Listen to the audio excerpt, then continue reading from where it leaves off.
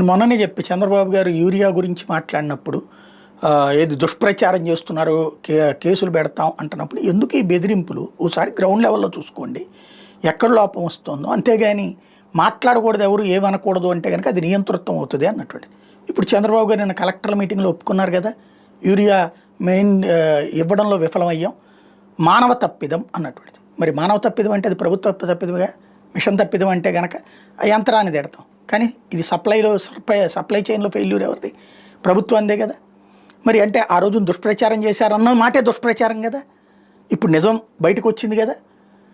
ఎందుకు జరిగింది అంటే అవసరానికంటే ముందే ఇచ్చేశారు ఎరువులు.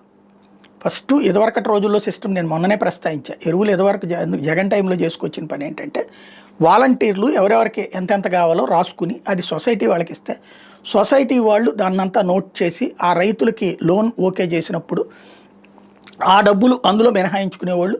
ఎరువులు త్రూ సొసైటీ ద్వారా ఇంటి దగ్గరికి వెళ్ళిపోయి, లేదంటే ఒక సెంటర్లో పెట్టేసేసి తీసుకుపోండి అని చెప్పేసి ఇచ్చేస్తుండేవాళ్ళు.